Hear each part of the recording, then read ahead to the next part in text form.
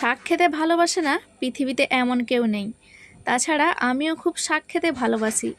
তাই আমি নিয়ে নিয়েছি আজকে হারা ভরা দারুণ দারুণ নরম নরম শাক।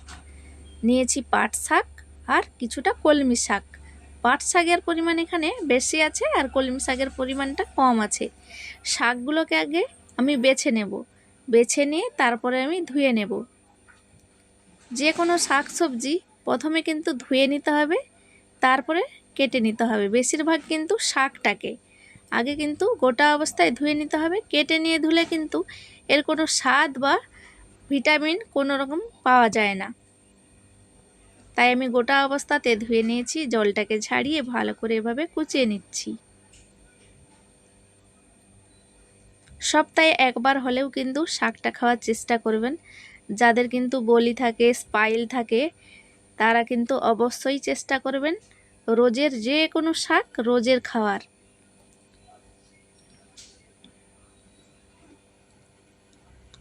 শাকটাকে কেটে নিয়ে তারপরে আপনাদের দেখাচ্ছি।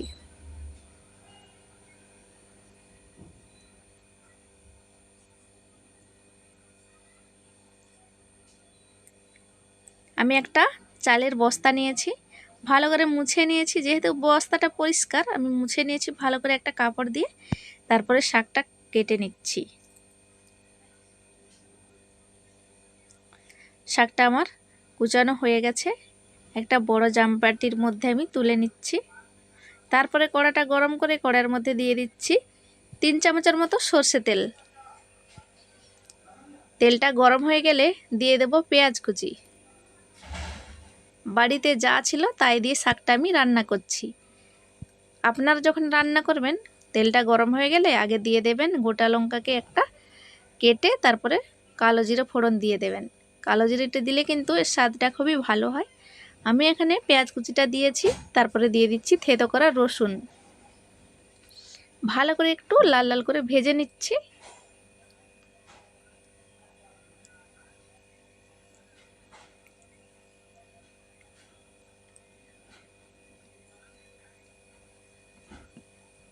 তারপরে দিয়ে দিচ্ছি কাঁচা পাকা লঙ্কা কুচি।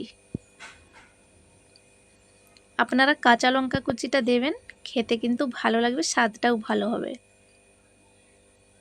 চাইলে শুকনো লঙ্কা ভেজেও দিতে পারেন গুঁড়ো করে, কিন্তু এখানে আমি দিয়েছি কাঁচা লঙ্কাটাই পেকে গেছে, কুচো করে দিয়ে দিয়েছি। তারপরে দিয়ে দিয়েছি সামান্য হলুদ গুঁড়ো।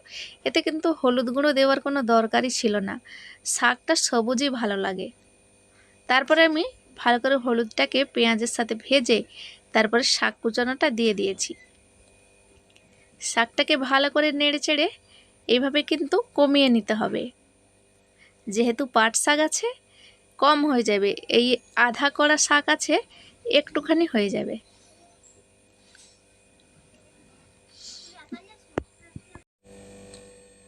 শাকটাকে কিন্তু ভালো করে নেড়ে চেড়ে নিতে হবে।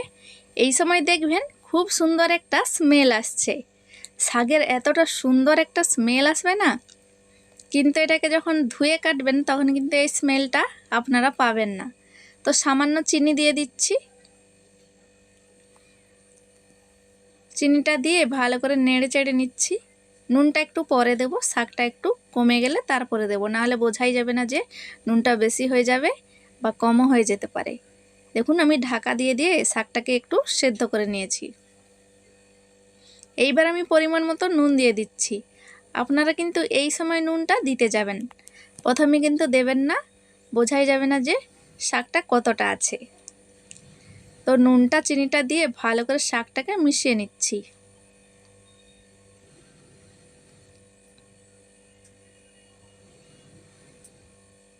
এইভাবে শাকটা ভাজা করলে আপনারা পুরোপুরি প্রোটিনটা পাবেন, ভিটামিনটা পাবেন।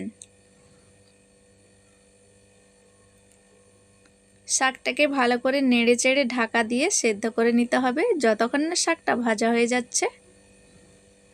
দেখুন আমি ঢাকা দিয়ে দিয়ে ভালো করে শাকটাকে ভেজে নিয়েছি। দেখুন জলটা শুকিয়ে গেছে। এইবার আমি ভালো করে নেড়ে চেড়ে ঢাকনাটা খুলেই নেড়ে চেড়ে নেব, যাতে কিছুটা জল থাকলে বাষ্প হয়ে উড়ে যাবে।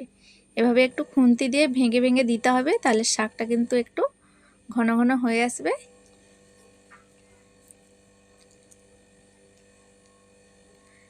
শাকটা হয়ে গেলে বুঝতেই পারবেন যে কড়াই লেগে যাবে আর শুকনো শুকনো মনে হবে। আপনারা চাইলে কিন্তু ওপর থেকে একটু বড়ি ভেজে দিয়ে দিতে পারবেন বা পোস্ত দিয়ে দিতে পারবেন। আমি ওপর থেকে কাঁচা সর্ষে তেল ছড়িয়ে দিচ্ছি। এই সময় শাকটা হয়ে গেছে। এভাবে শাকটা বানাবেন, কিন্তু খুবই দারুণ লাগবে খেতে, গরম ভাতের সাথে তো আর কিছুই লাগবে না। ফ্রেন্ডস, রেসিপিটি দেখে কেমন লাগলো কমেন্টে অবশ্যই জানাবেন। আর ভালো লাগলে লাইক কমেন্ট শেয়ার করে চ্যানেলটিকে সাবস্ক্রাইব করার অনুরোধ রইল। এইভাবে অবশ্যই বাড়িতে শাক ভাজা বানাবেন আর বাচ্চাদের অবশ্যই খাওয়াবেন। তো ভিডিওটি এখানে শেষ করছি। ভালো থাকবেন, সুস্থ থাকবেন, আবার দেখা হবে পরবর্তী ভিডিওতে।